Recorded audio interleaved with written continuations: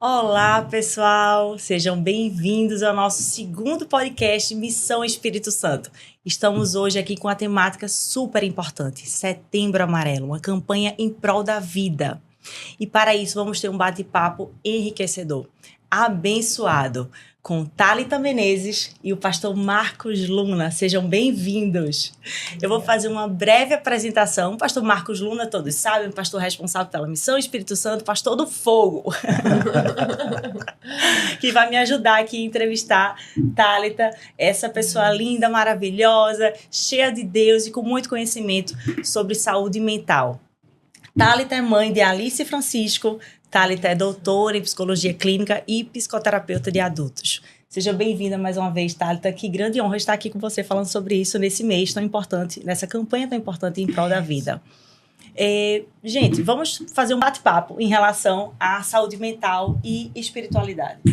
A gente, há pouco tempo atrás, era muito difícil falar sobre isso dentro da igreja, porque quando as pessoas vinham com algum problema emocional, atribuía-se que aquela pessoa não tinha Deus e era um problema espiritual. Isso, graças a Deus, foi mudando com o tempo e hoje estamos aqui em igreja, mas falando de saúde mental. Qual a importância disso? De falar mais sobre isso e de envolver a igreja nessa campanha brasileira que está em atividade, acho que desde 2015. Qual a importância da igreja se envolver nesse assunto? Thalita, se puder começar com essa resposta. Certo.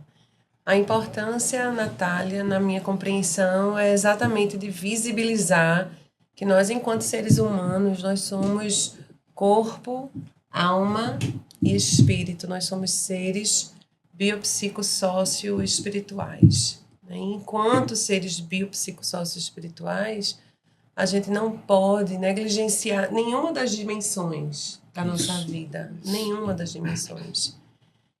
E é uma concepção errônea do ser humano acreditar que só o espírito, ou só a espiritualidade, melhor colocando talvez, só a espiritualidade, ela vai nos sustentar, porque na verdade o que nos sustenta é essa mistura fina, essa composição, né, dinâmica, fluida, entre as diferentes dimensões. Então, poder trazer a temática da saúde mental para a igreja é trazer a igreja, que é o corpo de Cristo, né, temas importantes do cotidiano. Como é que eu trato a minha esposa, como eu trato o meu marido, como eu trato os meus filhos, como eu me relaciono com os meus vizinhos, como eu lido com o meu dinheiro, como os meus filhos, né, se conduzem no colégio. Então, a gente pensa que não, mas tudo isso envolve temáticas que vão construindo o que, por exemplo, eu, enquanto psicoterapeuta, né, trabalho, que é com essa noção de saúde mental e saúde emocional. Nenhum tripé sustenta nem suporta um banco só, né? A gente tem vários tripés ali para sustentar uma edificação. Verdade. Então, é importantíssimo a gente pensar em todas as dimensões da existência, de ser humano. Verdade. E a gente tirar o diabo do centro, né? Porque, assim, no passado, as igrejas responsabilizavam o diabo por tudo, né? Isso. Tudo era problema espiritual, né? Tudo era uma falha espiritual. Isso. E deixava de lado a autorresponsabilidade, aquilo que Thalita acabou de falar. Como eu vivo na sociedade, como a minha família se comporta na sociedade, o que eu estou passando para elas, né? Então, a minha autorresponsabilidade como pai, como marido, né? Como esposo, Sim. como eu me relaciono com meus amigos, né? Com a comunidade em que eu faço parte. Então, tudo isso a gente precisa analisar, tudo isso a gente precisa trazer, né? Exatamente o que a gente está fazendo aqui, trazer para a mesa, né? Para a gente desconstruir essa ideia do passado de que a igreja ela é isenta da sua responsabilidade porque o diabo é o responsável de tudo. Isso, é verdade. Isso é muito importante, isso é bem relevante no nosso meio falar sobre isso, né? Porque ainda existe essa ideia, né? Como o senhor falou, e que cada vez isso mais desconstrui, a gente consiga falar sobre isso. A gente poderia falar aqui sobre alguns cuidados que a gente pode ter em relação à saúde mental e fazendo essa correlação com a espiritualidade, Thalita? Sim. Quais são os cuidados que nós podemos ter Sim. em relação à nossa saúde mental? Tá. Saúde mental, em termos de compreensão, primeiramente, né? O que é a saúde mental? A saúde mental, ela é sustentada pelo modo ao qual nós, enquanto indivíduos, conseguimos fazer a gestão ou o manejo das nossas emoções, dos nossos sentimentos, porque há uma distinção entre Sim. emoção e sentimento, das nossas relações interpessoais, da maneira como nós lidamos com os outros, nas diferentes comunidades ou nos grupos que nós pertencemos. Então, a saúde mental, ela passa também pela saúde emocional. E ela diz respeito, por exemplo, sobre o modo como nós nos avaliamos nesses diferentes espaços, como nós nos vemos enquanto seres humanos e indivíduos e pertencemos aos grupos. Então, a espiritualidade, muitas vezes, ela nos chama a esse lugar de desconstruir, né, uma ideia de autopreservação, que é eu construo muralhas de proteção para não lidar com aquilo que é difícil para mim, ou de entrar em contato com o que eu não consigo, né? Eu não me vejo como responsável. Na verdade, foi a minha mãe que fez isso comigo, ou o meu pai que fez aquilo comigo, ou o meu tio, ou o meu primo, ou o meu avô. E a gente começa a atribuir ao outro, né, questões que, na verdade, também são nossas, que perpassam, de algum modo, por nós. E a espiritualidade, ela convida-nos a fazer essa leitura a partir de uma outra perspectiva, né? Olha para si e faz essa avaliação de como tu estás inserido nesses espaços e nesses contextos. Então, vai desconstruindo essas muralhas que eu estou nomeando como autopreservação e oportuniza, então, reflexões que levam ao que você trouxe, pastor, por autorresponsabilidade. Eu só posso trabalhar a minha autorresponsabilidade se, de algum modo, eu começo a fazer esse movimento de desconstruir nessas muralhas aí de uma autopreservação que foram necessárias em alguma medida, em algum tempo, né, autobiográfico da nossa existência, para que nós pudéssemos sobreviver psiquicamente ao que a gente enfrentou na vida, a situações adversas. Então, essas muralhas de autopreservação que são erigidas para a nossa sobrevivência, em algum momento elas precisam ser trabalhadas para que a gente possa entrar nessa autorresponsabilidade. Sim. E aí a espiritualidade, ela é um espelho, digamos assim, uma possibilidade de nos auxiliar a enxergar. Bom, ao longo da minha vida eu passei por isso aqui me fez ser o que sou, todavia não preciso permanecer desse modo, eu posso ir me trabalhando e sendo transformada para poder chegar nesse lugar em que eu me vejo nas cenas. Eu costumo dizer muito isso para os meus clientes, né, para as pessoas que eu acompanho. Dentro das cenas que eles narram, né, falando sobre o que eles vivenciaram ou vivenciam, eu sempre costumo perguntar, mas onde você está aqui nessa cena? Como é que você se lê nesta cena? Então, a autorresponsabilidade, ela vem quando esse lugar dessa autodefesa, ela começa também a ser desconstruída, Sim, né? sim, com Agora, certeza. claro, de um modo cuidadoso, de um modo ético, profissional. Por quê?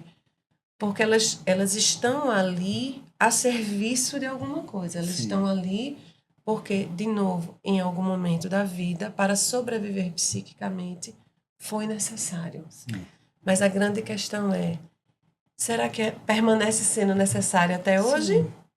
Entende? Talvez alguma relação adoecida, talvez alguma palavra que você recebeu da sua mãe, do seu avô, do seu pai, que lhe marcou de uma forma profunda na infância, isso reflete na vida adulta. Seria mais ou menos isso, aquilo, e a espiritualidade pode nos ajudar a nos desligar dessa herança que adoecida e nos conectar com o DNA de Cristo. Seria a espiritualidade, seria essa via de nos ajudar a desconectar, como eu disse, dessa relação adoecida, dessa herança dos nossos pais, dos nossos avós, da nossa infância, e nos conectar com o DNA de Cristo. Seria isso? Iria nos ajudar a isso? Também. Né? Eu vejo que, assim como o Thalita falou, né, essas fortalezas que a gente constrói para autodefesa, né, de alguma coisa, de algum momento que nós vivemos ou passamos, né, e aí criamos essas fortalezas que elas precisam ser trabalhadas, elas precisam ser, com o tempo, destruídas, né, para que eu possa entender que eu sou fraco e que eu preciso de ajuda. Né? Porque muitas vezes eu crio um mundo paralelo, eu crio um mundo para mim, eu crio uma fortaleza para mim, eu vivo dentro dessa fortaleza e todo mundo que invade esse espaço que é meu, que eu criei, né? Então são intrusos e aí há uma reação contrária, uma reação muitas vezes que fere, entende? Então uma pessoa ferida fere. Isso. Então o que acontece? Eu preciso desconstruir isso de uma forma segura, né? Assim como o Thalita falou, e entrar nesse mundo, né? Para ser tratado. Porque, assim, é o caso da autorresponsabilidade, né? Eu preciso entender que eu não sou perfeito. E por não ser perfeito, eu machuco pessoas. Sim. Né? E eu preciso tratar disso, né? Entende? Eu vejo assim como eu não sou juiz para julgar a vida de ninguém. Eu não fui chamado para ser juiz. Eu fui chamado para amar. Eu fui chamado para cuidar, né? Então, eu preciso entender que muitas vezes a igreja ela tem uma proteção desproporcional, sabe? A vida do ser humano, a humanidade mesmo, a vida do ser humano. Porque tudo é atribuído a algo espiritual, Sim. Tudo é atribuído que você não precisa fazer mais nada, é só orar, ora e pronto, e espera em Deus, né? E somos não é nascidos e pelo Espírito, somos novas criaturas, mas isso não significa que não precisamos nos conectar sempre com nós mesmos e estar sempre fazendo esse trabalho contínuo, né? Sim, precisamos examinar, a palavra diz assim, examine o homem a si mesmo. Eu preciso me autoexaminar, eu preciso ver onde estão as minhas falhas, porque é intencional e eu preciso também corrigi-las, eu preciso procurar ajuda, né? Sim. Ajuda realmente de profissionais que trabalham nessa área. A igreja tem esse papel, pastor, de alertar, de aconselhar, de direcionar também. O senhor tem um ministério muito lindo, muito conhecido de cura e libertação. Como o senhor faz essa identificação de que aquela questão que a pessoa vem tratar com o senhor, tratar na igreja, não é só uma questão espiritual. Pode ser tratada também por uma psicóloga, por uma psiquiatra, fazer esse trabalho realmente terapêutico. Como o senhor faz essa identificação? É possível fazer isso? A igreja tem esse papel de identificar e aconselhar também? Sim, tem essa responsabilidade. Como é que eu identifico isso? Quando eu estou atendendo uma pessoa num atendimento pastoral, e eu começo a perceber que ela tem traumas lá de trás, ela carrega traumas de infância, ela carrega problema de orfandade, ela carrega problema de rejeição. Então, precisa procurar realmente um profissional para tratar dessa área da humanidade dela que Sim. não foi tratada, né, que está ali ainda com feridas abertas, né? Então, nós cuidamos da parte espiritual. Eu vou orar, eu vou direcionar em oração, mas ela precisa ser cuidada por um profissional. Uhum. É normal, Thalita, você receber pessoas no seu consultório que estão nascidas de novo, como nós falamos, aqueles que recebem Jesus como Salvador, mas que ainda têm feridas na alma que precisam ser tratadas. Como que você faz essa relação, expor isso àquela pessoa, que é necessário, sim, que aquelas pessoas venham trazer à tona aquilo que viveram na infância, que tem ainda repercussão na vida adulta? Dizem que somos crianças, ainda somos adultos, mas somos crianças ali adoecidas que precisam de tratamento. É isso mesmo? Como funciona isso? Certo. Todos nós somos constituídos através das tramas dos laços e vínculos das nossas vidas, né? Da nossa história. que se inicia na primeira infância e vai se ramificando como raízes ao longo da vida. Então, a primeira infância, a segunda infância, terceira infância, adolescência, juventude, não necessariamente apenas na infância. Na infância também, mas temos certamente, né, cada um diferentes cenas marcantes na vida que foram na pré-adolescência, na adolescência, na juventude, e são essas tramas, né, essas tramas que vão compondo, que vão construindo aquilo que eu nomeei anteriormente como essas muralhas de autopreservação. Algumas são mais rudimentares, né, arcaicas, no sentido de ali no início mesmo do desenvolvimento, outras nem tanto. Então, algumas são de mais fácil acesso à nossa consciência, outras nem tanto. Então, quando algumas pessoas chegam no consultório, algumas não conseguem nem nomear, porque elas não conseguem acessar, em termos de uma memória consciente, aquela que já chega ali de imediato, um fato ou uma cena. É só pela palavra e pela sequência de várias sessões, de várias narrações, e eu falo de narração porque narrar é um ato, narrar é uma ação. E à medida que narra ou que narramos, nós criamos ou co-criamos a mesma cena. Então, só à medida que nós vamos narrando as cenas é que nós vamos conseguindo conectar as emoções com as imagens, e muitas vezes não vem nem imagem, vem uma sensação. É uma sensação que a gente não consegue muitas vezes nomear, dizer o que é. É um incômodo, é um estranho. E aquele incômodo e estranho, ele se repete ao longo das sessões. Então, na sessão, geralmente, não é sempre alguém que vai chegar e dizer assim, aconteceu isso lá quando eu tinha tantos anos e isso me fez isso. Às vezes já acontece, outros não. Muitas vezes, exatamente, essas muralhas, elas foram erigidas para nos proteger de uma sequência de cenas vividas. Sim. Que a gente precisou. Sim, né? A gente precisou se defender psiquicamente para poder sobreviver. Então, é isso que eu estou trazendo. Não é sempre que as pessoas chegam já com tamanha consciência, né?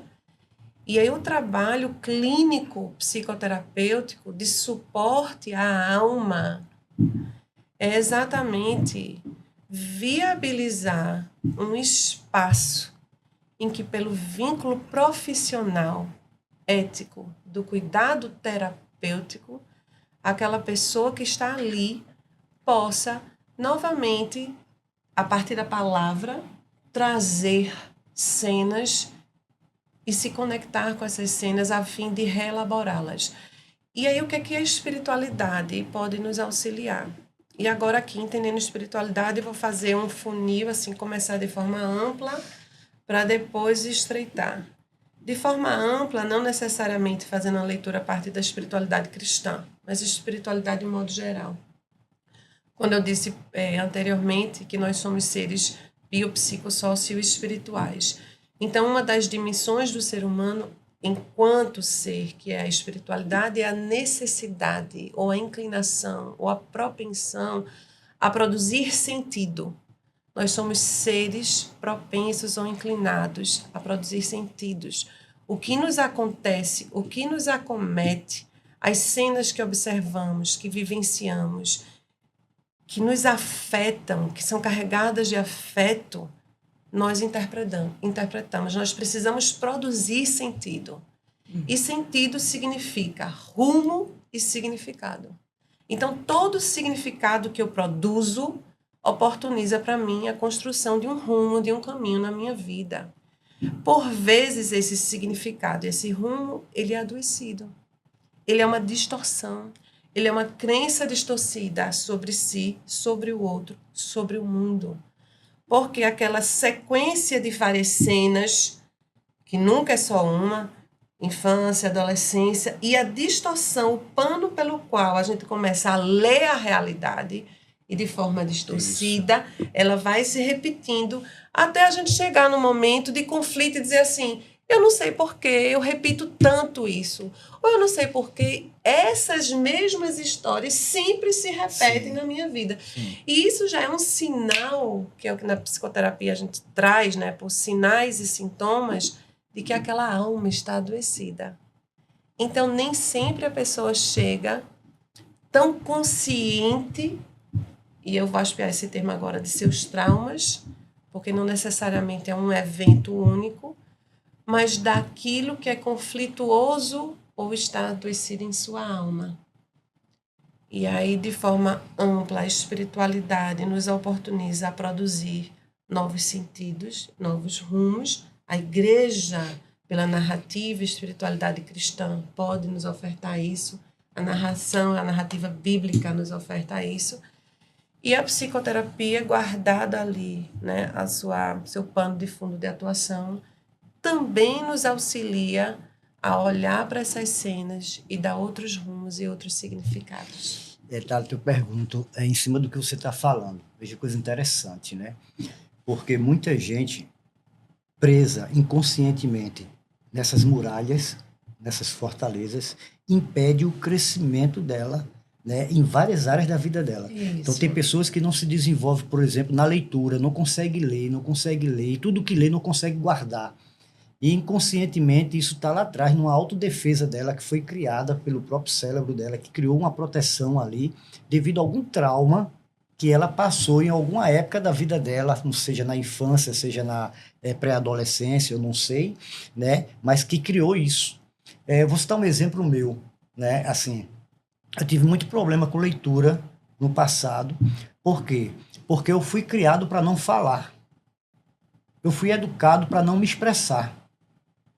E eu não sabia disso, isso foi inconscientemente, né?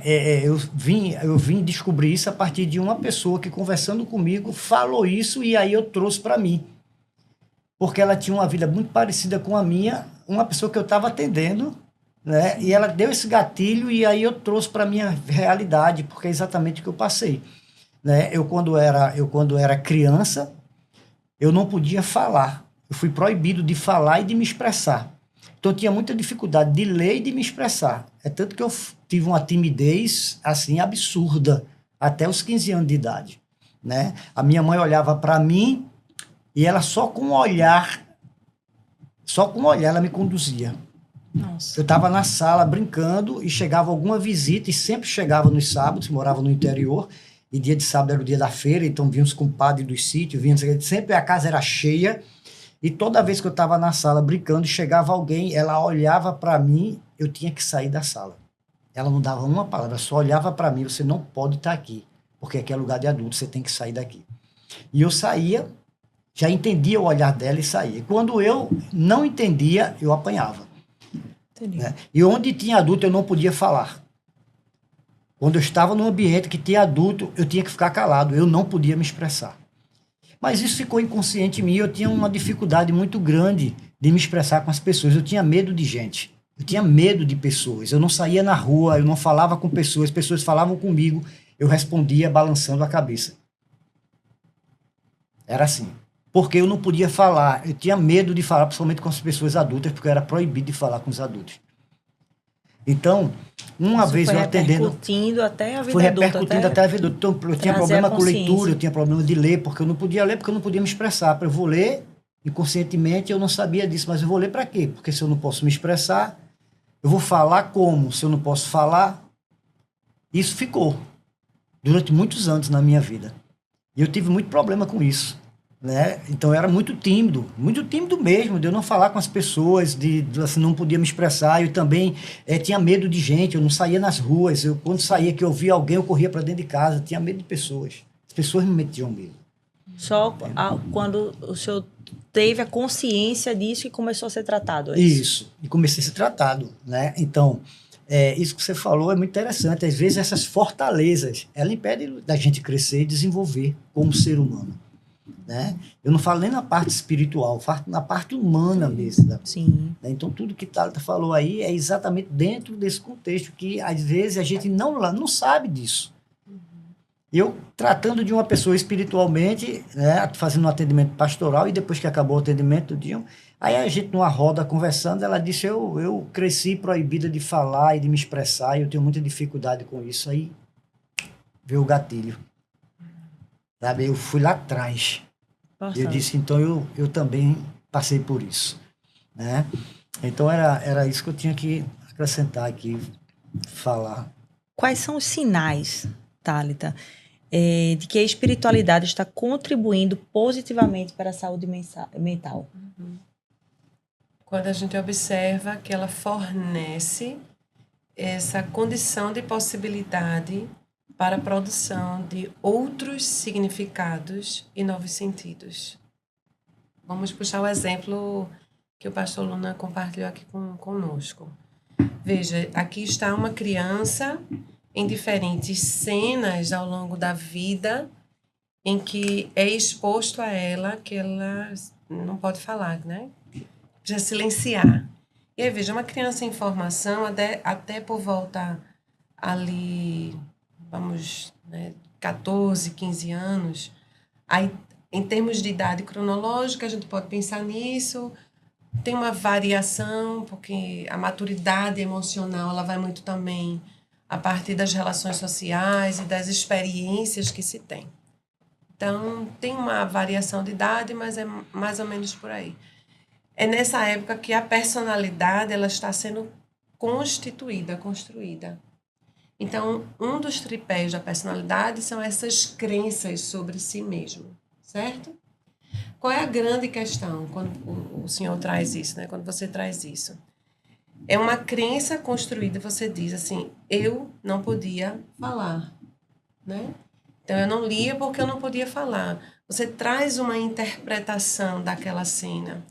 E o que é que acontece? Quando há uma repetição de cenas muito parecidas, a gente vivencia cenas análogas, a gente tem uma tendência a fazer a leitura de diferentes cenas a partir daquela crença, que é o que anteriormente eu falei por nosso véu, ou uma lente pela qual a gente vê o mundo, enxerga o mundo, né? Sim. Então, isso, em algumas abordagens da psicologia, a gente chama de generalização. A criança, como ela ainda está em formação, ela não sabe discernir que aquele comando que a minha mãe me deu foi para essa situação social. Chegaram pessoas de fora, são adultos, não é o momento de criança falar. Então, eu preciso sim me silenciar. Todavia, em uma outra cena, me é dada a oportunidade e eu posso. Agora, o que é que acontece? Às vezes, essa tradução ela não é feita pelas figuras parentais ou pelas figuras de autoridade que, na infância e início da adolescência, são aquelas que têm, digamos assim, esse lugar de autorizar, de fala, de instruir. Esse que está em desenvolvimento é dizer assim, não, mas isso aqui tu pode entender ou ler de outra maneira, sabe? Então, quando isso não acontece, quando não há esse discernimento, primeiramente das figuras parentais, auxiliar a criança a discernir que uma coisa é quando adultos chegam e a gente está numa roda de adultos e a gente está falando de histórias de adulto e conversa de adulto, a criança não fala. E não deve falar mesmo, tem coisa ali, tem que brincar. Mas agora que não, filho, vem, esse aqui tu pode. E aí a criança ela começa a entender que há espaços que sim, é do adulto e eu não devo falar, mas há espaços que eu sou permitido. Sim. Né, que eu posso entrar. Então, ela não vai generalizar. Esse ponto, essa crença daí, de que eu não podia falar, eu não falo, o que é que acontece? Foi generalizado. Ou seja, começa-se a ter essa lente de forma indistinta. Eu começo a ver a toda reunião ou todo encontro social em que há adultos ou figuras de autoridades ou pessoas que têm esse modo ou uma situação que eu estou com esta figura de autoridade, que eu estou com esta pessoa, em interação com essa pessoa, eu não posso falar. E aí, veja, é de um refinamento, porque, de novo, a criança está em desenvolvimento, né? E aí a espiritualidade, neste sentido de que nos oportuniza a possibilidade de produzir outro olhar sobre nós mesmos e sobre a vida, nos leva a um espaço de dizer, bom, mas aquilo ali foi dado àquela época, aquilo ali foi dado àquela circunstância, não é mais do atual.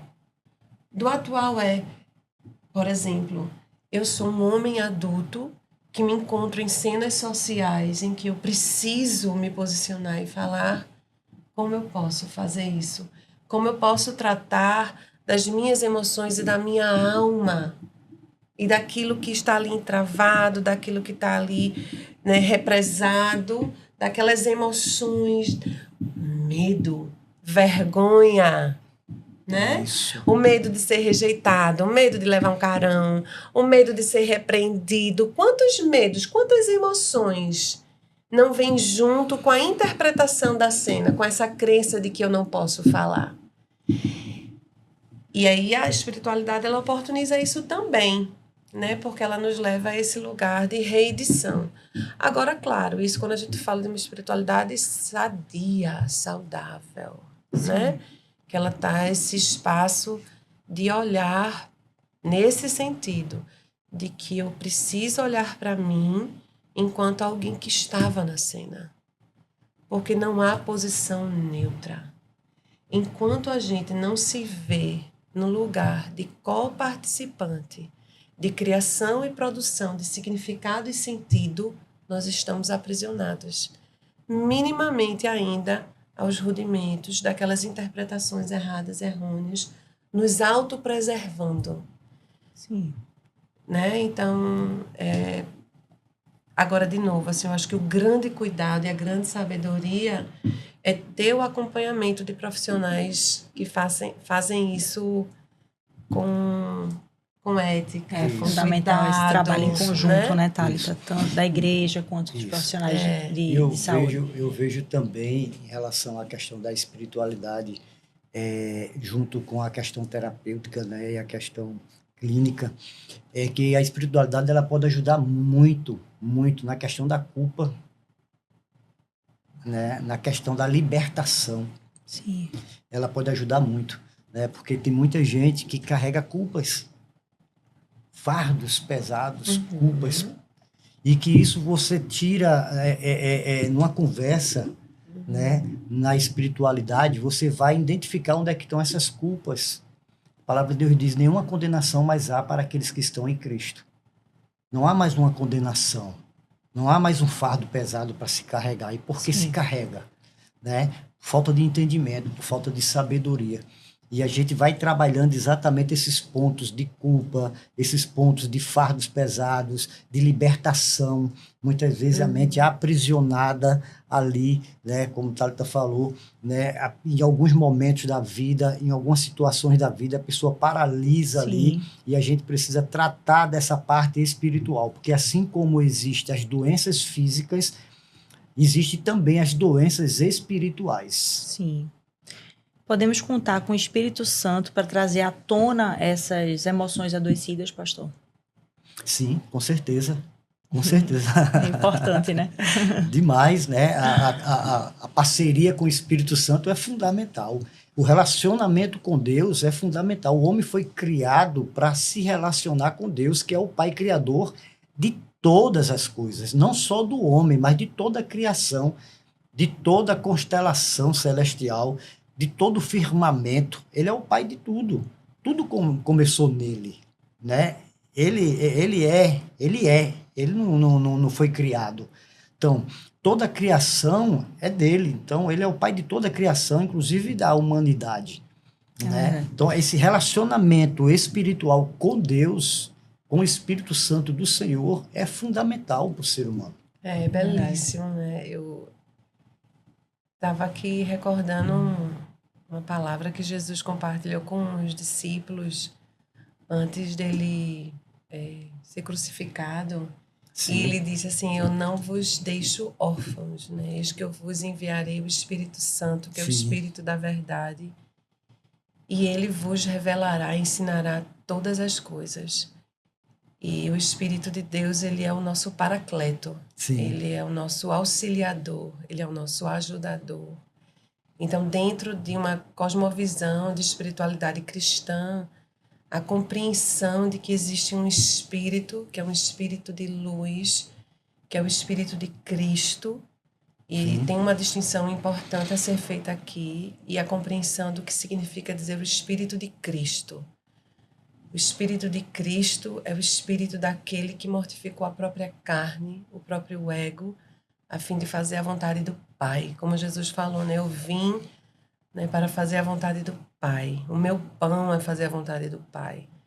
Então, pela espiritualidade cristã, essa compreensão de que há um espírito que habita em mim, que é um espírito que me revela a verdade, me revela que é verdade, me revela o Pai, me revela a Cristo, né, como o único Filho do Deus vivo, e me revela também quem eu sou. E esse revelar quem eu sou é essa possibilidade de olhar para as minhas fortalezas, vê-las como o que foi necessário ter sido construído, porque do modo como eu compreendo pela espiritualidade cristã e como terapeuta, né, esse lugar do que foi necessário ser construído. E aí o Espírito lança a luz e mostra, a fim de que ele possa ir trazendo e fazendo novas construções na nossa vida. Porque, veja, eu não posso retirar, né, de nenhuma edificação, nenhum ponto que seja um ponto de uma pilastra de sustentação. Sim. Se eu chamar um engenheiro aqui, eu quero fazer uma reforma nessa sala. É a primeira coisa que né? Ele vai dizer assim, onde é que estão os pilares, os Isso. fundamentos? Esses eu não posso Aquela viga tirar, ali, né? aquela viga tu não mexe nela não, porque Isso. se tu tirar aquela viga, cai tudo. Isso. Na nossa alma é do mesmo modo. Isso. Tem Perfeito. vigas de sustentação Perfeito. que sustentam a nossa estrutura de personalidade, quem nós somos. Então o Espírito, ele lança a luz e ele vai nos mostrando. Sim. Agora, ele vai trabalhando nessas vigas. A nossa personalidade, ela é a nossa personalidade. A gente não muda no sentido daquilo ali, tá ali posto. Agora, a gente pode ir trabalhando, transformando, e pelo poder e o auxílio do Espírito Santo, se tornando mais consciente disso, cai uma muralha, né? Esse ego vai sendo mortificado, Sim, transformado, sim, trabalhado. Sim. E aí as virtudes do caráter de Cristo, também vão sendo transformadas e trabalhadas para que eu tenha essas virtudes. Sim. Então, Perfeito. que bênção é, Perfeito. né? Pela espiritualidade cristã, poder termos o auxílio daquele que nos revela a verdade. Sim. E que nos revela em amor. Isso. Que primeiro se relaciona conosco. Perfeito. Se relaciona conosco por quem nós somos. Isso aqui tudo, né? Ele nos amou assim, do jeito que nós somos. Estávamos. Isso. Com todas as muralhas Com construídas, todas as muralhas, com Todas as defeitos, dificuldades. todas as Agora emoções ele não nos adoecidas. deixa como estamos, né? Sim. Ele vai nos Ele vai lapidando, tratando. nos trabalhando, nos tratando. Isso. Então, Veja o que que diz bom. em Isaías, eu achei interessante isso, eu estava procurando aqui. Isaías, capítulo 1, versículos 5 e 6, ele diz assim: Porque havereis de continuar a ser castigados? Continuareis em rebeldia? Toda a cabeça está doente, e todo o coração enfermo, desde a planta do pé à cabeça. Não há nele coisa sã, senão feridas, contusões e chagas inflamadas, que não foram espremidas, nem atadas, nem amolecidas com óleo. Veja, está falando exatamente de tudo que a gente está falando aqui. As feridas da alma que não foram tratadas, que não foram espremidas, que não foram amolecidas. As durezas do coração que não foram tratados, né? Então, a gente vê aqui uma conexão, está interligado a saúde mental com a espiritual. Né? Quando nós temos uma saúde espiritual tratada, assim como o Thalita falou agora, tratada, nós temos também uma saúde mental tratada. Sim. Quando eu estou bem espiritualmente, entendendo da minha paternidade, como ela falou aqui, entendendo quem eu sou em Cristo, caminhando e buscando o caráter de Cristo para a minha vida, tudo vai ser baseado a partir daí na minha vida. Tudo vai ser refletido a partir daí na minha vida. Então, quando eu carrego o caráter de Cristo, quando eu carrego em mim o próprio Cristo, né? Porque a palavra de Deus diz que o reino de Deus já está dentro de mim. Se o reino de Deus já está dentro de mim e o reino de Deus não é uma pessoa e não é um lugar, ele é um governo. Então, o governo de Deus já está dentro de mim para governar as minhas emoções e governar e fluir no propósito dele, no propósito de Deus. Então, quando eu governo as minhas emoções, eu vou ter o quê? Os frutos do Espírito Santo, domínio próprio, né, paciência, longanimidade, e aí vai, né? Esse é um trabalhar contínuo, né? Tudo aí que Thalita falou realmente é muito interessante. É lindo demais. Pastor e Thalita, vivemos numa sociedade ansiosa, né? Me parece que essa geração está mais ansiosa do que nunca, né? Vivemos também uma geração mais sensível para essas questões emocionais. Nós estamos falando aqui que precisamos identificar os nossos traumas, as nossas emoções adoecidas. Contamos com o auxílio do nosso Espírito Santo, que habita em nós. Nosso amigo. Como igreja, como corpo de Cristo, o senhor como pastor e Thalita também como cristã, como podemos, o que podemos falar, assim, quais são as considerações que podemos dar para essa geração que vive nessa constância, numa constância de sempre estar buscando e nunca estar satisfeita. A gente vive nessa ansiedade constante e isso gera adoecimento emocional, mental, né?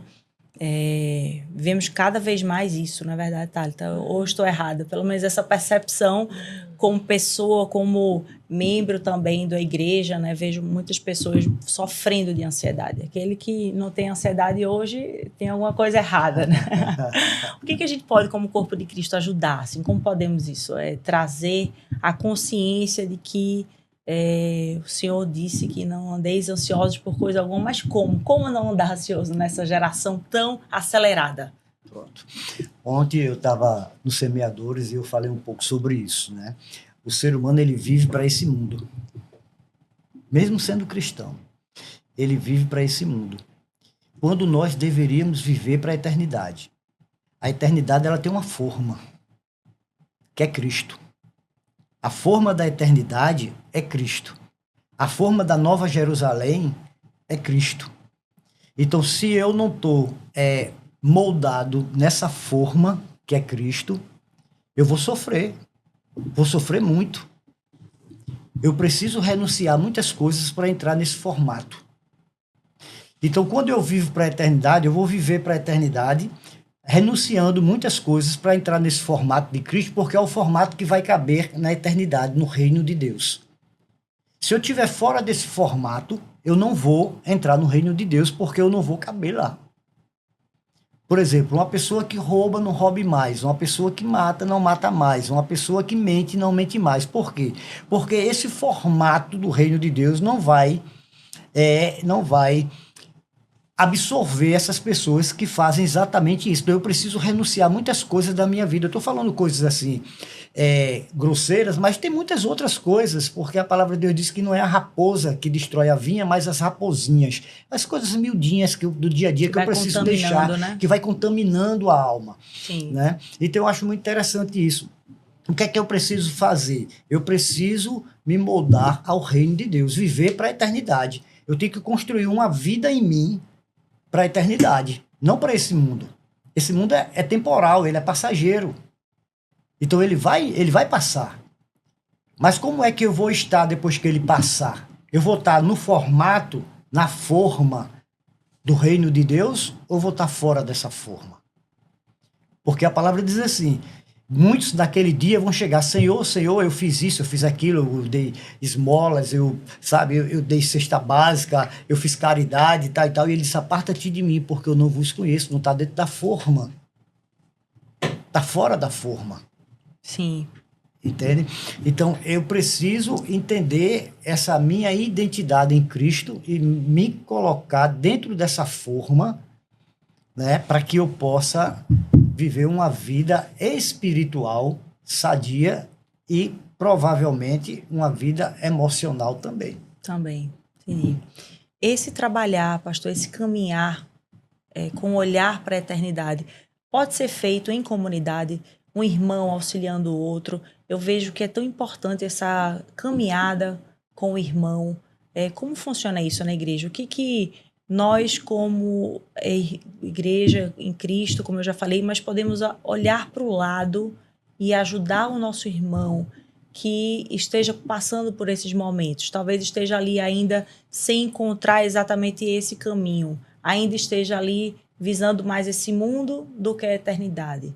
Como podemos ter esse olhar para o irmão, para a irmã, olhar ao lado, identificar aquela situação emocional limítrofe que ele esteja vivendo? Como podemos dar a mão para isso, ajudar a caminhar? É possível fazer isso como corpo de Cristo, uns aos outros, dentro da comunidade? Podemos fazer isso? Como funciona isso? Como o senhor vive isso no dia a dia, na igreja? Veja só, muito interessante a pergunta. A comunidade ela é fundamental. Ela é fundamental para o crescimento espiritual, para o crescimento humano. Ela é fundamental para a família. Ela é fundamental para a sociedade.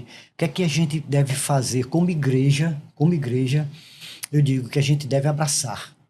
Como igreja, eu digo que a gente deve amar. Como igreja, eu digo que a gente deve cuidar. Porque nós somos chamados para isso, para abraçar, para cuidar. O próprio Jesus disse que deixa as 99 e vai atrás de uma que se perdeu, né? Então, é isso que a gente precisa fazer, é esse olhar que a gente precisa fazer. É esse olhar que nós precisamos, um olhar de cuidado, né? Nós estamos aqui no Setembro Amarelo, cuidando, né? Falando em prol da vida, né? Em prol dessas pessoas que estão aí passando por distúrbios, passando por traumas, né? São vidas muito difíceis. E que muitas vezes está no nosso lado e a gente não percebe, né? Isso. A gente não sabe como a gente consegue chegar nesse irmão e dar um apoio necessário, né? Como Isso. ter esse olhar, E né? muitas vezes está dentro da própria casa. É um filho, é um marido, é uma esposa que nem percebe que aquele filho está querendo tirar a própria vida, que aquele marido está querendo tirar a própria vida, que aquela esposa está querendo tirar a própria vida, né? Abrindo mão de uma bênção que Deus deu, um presente que é a vida, né? Que Deus tem dado para a gente. Todos os dias Ele nos permite mais um dia de vida, mais um dia de vida. Então, o que é que a gente pode fazer? Amar, abraçar, conversar mais, dialogar mais, né? Nós precisamos ser relacional.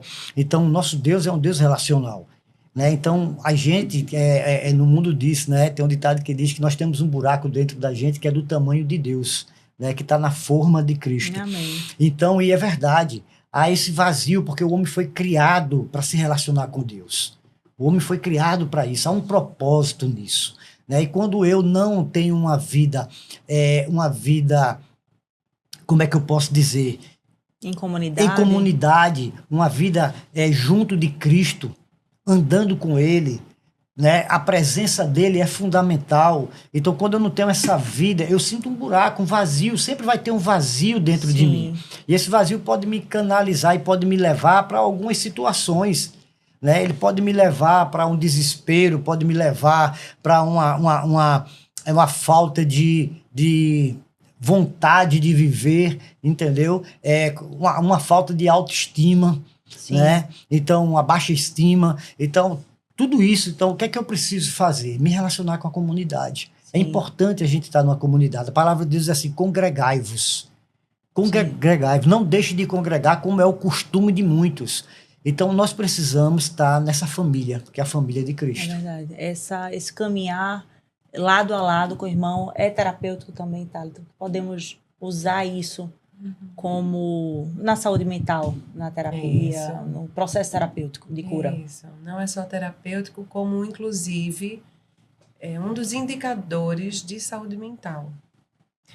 É alguém que está dentro ali de uma cena mais propensa a inclinar-se ou já está desenvolvendo um transtorno de ansiedade ou um transtorno de humor, geralmente, um dos sinais, em termos de fatores de risco, é o isolamento social.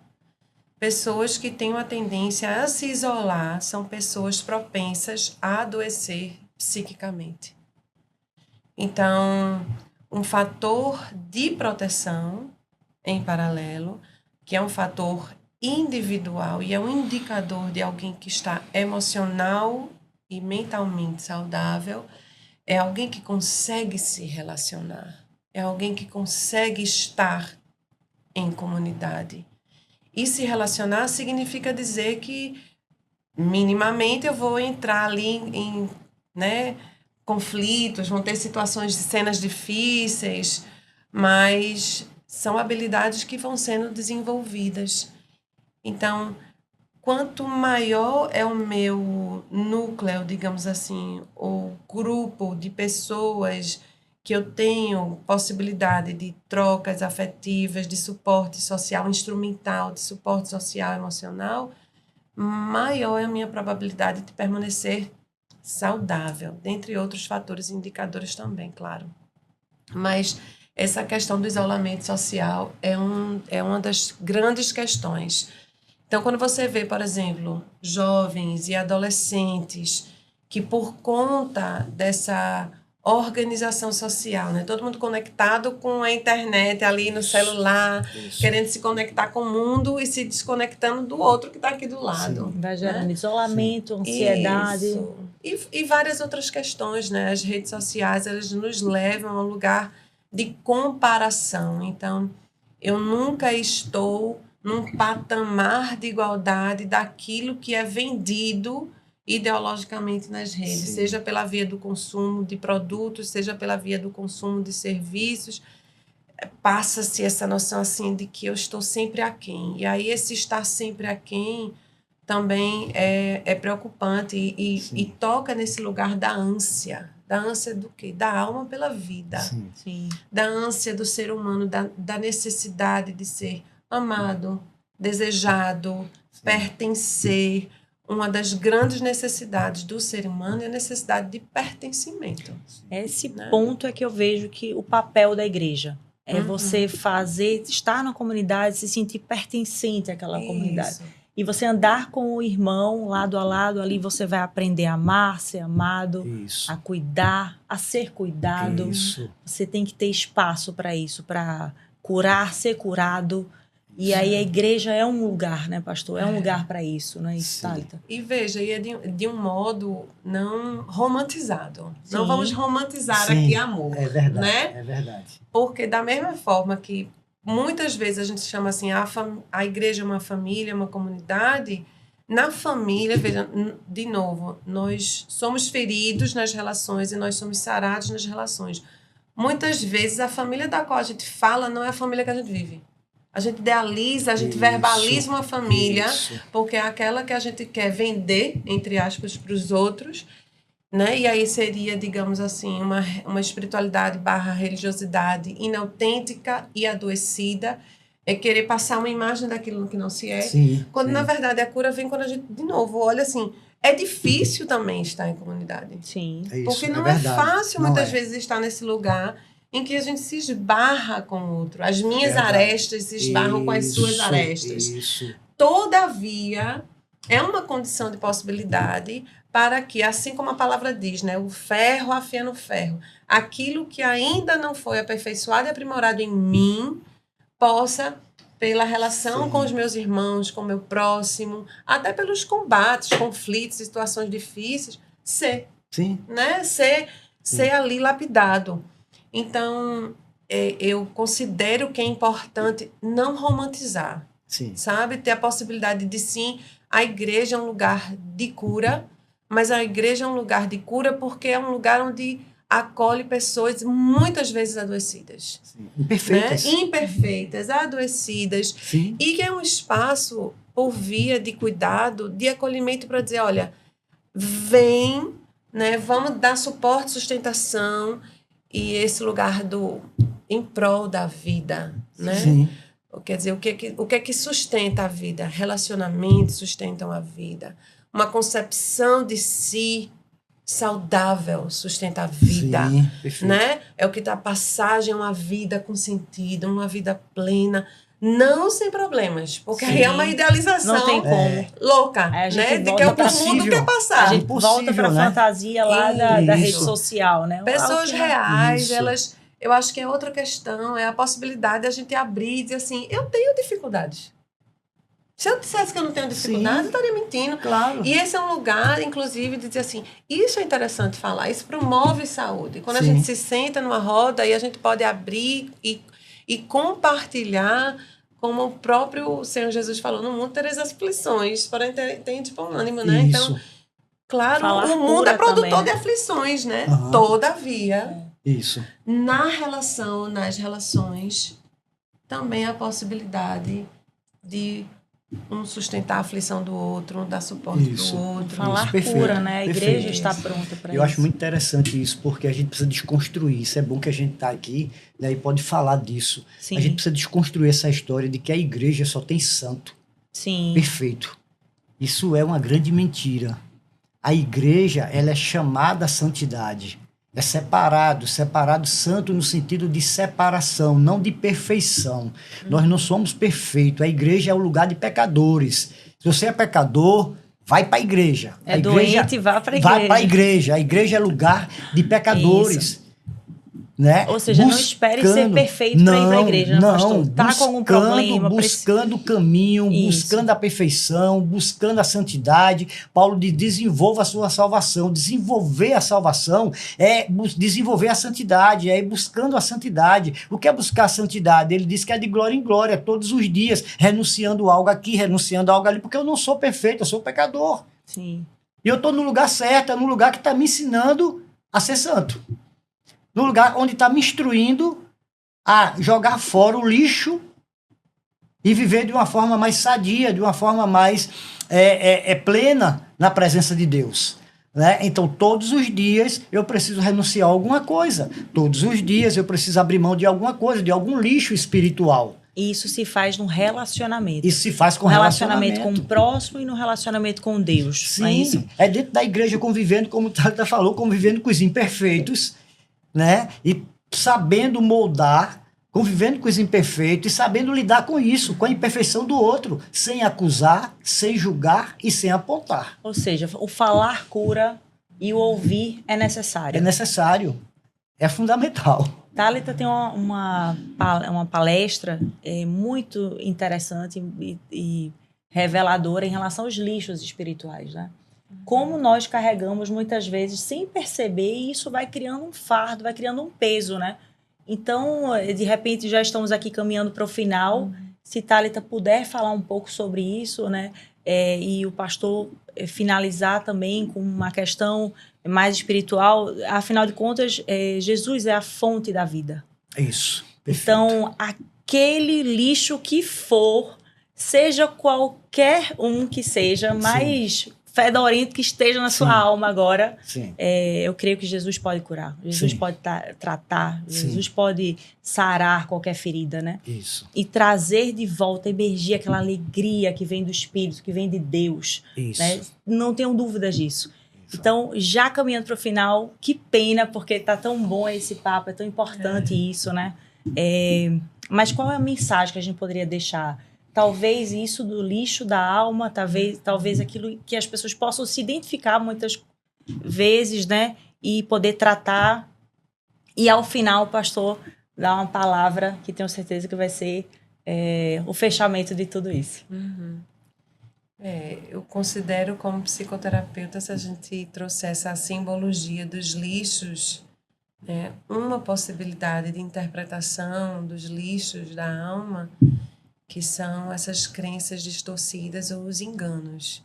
Muitas vezes nós nos relacionamos conosco e com os outros a partir de enganos, de raciocínios falazes, de mentiras, que são, na verdade, um grande castelo de areia, até que a gente começa a se dar conta que aquilo que a gente achava sobre a gente não é bem assim, ou não precisa ser mais no contexto atual. Eu não sou mais a menina de 7 anos, eu não sou mais a adolescente de 15 anos, Eu não sou mais a jovem de 19, eu não sou mais a jovem adulta de 22, eu sou a mulher de 44. Então, essa condição de possibilidade de se relacionar com a gente, olhando para as verdades e vendo, inclusive, as cenas e como a gente se porta nas cenas, volto a isso, é uma condição de possibilidade de tratar o lixo. Né? Então, da possibilidade de dizer assim, sim, isso pertenceu a mim, sim, isso me forjou em algum momento da vida, sim, isso foi importante, mas não é mais. Sim, eu tinha uma tendência a agir desse modo, todavia, agora mais consciente disso que eu trouxe, carreguei comigo, esse lixo todinho, essa bagagem, eu não vou mais agir a partir disso. Né? As minhas atitudes e os meus comportamentos são diferentes das minhas emoções e sentimentos. Quando a gente começa a discernir que eu posso sentir algo, mas eu não preciso necessariamente me comportar ou me conduzir por este algo que eu sinto, isso faz diferença. Eu posso me conduzir e comportar-me por aquilo, por exemplo, que eu creio, que aí vem esse lugar de as verdades que eu começo agora a viver por, né? Como a palavra diz, todavia o meu justo viverá pela fé. Isso. Né? Então, pela fé em quem? Pela fé em quem eu sou em Cristo, pela fé em quem Cristo é, pela fé em quem o Pai é, pela fé no Espírito Santo, por tantas promessas. Então, esses lixos emocionais, eles começam a ser tratados, esses enganos da alma, quando a gente lança à luz a palavra. Isso. Né? Quando a gente coloca a luz da palavra de Deus, a palavra, ela traz à tona. Eita, isso aqui que tu achava, isso aqui é lixo, isso aqui só produz ruína na tua vida. Verdade. Tira isso daqui. Verdade. E isso é poderoso. É poderoso, transformador. Eu quero fechar agora dizendo o seguinte: vamos ressignificar a nossa vida. Essas historinhas, como Thalita falou agora, né? Essas historinhas, esses lixos espirituais, essas historinhas que contaram sobre você, essas historinhas que você acredita a teu respeito, que você carrega peso, carrega lixo espiritual. Vamos ressignificar. Vamos jogar essas historinhas fora e vamos criar uma nova narrativa para a tua vida, uma nova história, construir uma nova história. Amém. A partir da tua identidade. A tua identidade é de filha amada, filho amado de Deus. É a partir dessa identidade construir uma nova história, uma nova vida, uma nova situação. Né? O que eu digo é que, assim, se você está sofrendo, se você quer abrir mão da sua vida, se você quer desistir da sua vida, o que eu quero dizer agora é isso: procura uma comunidade, entrega a tua vida nela.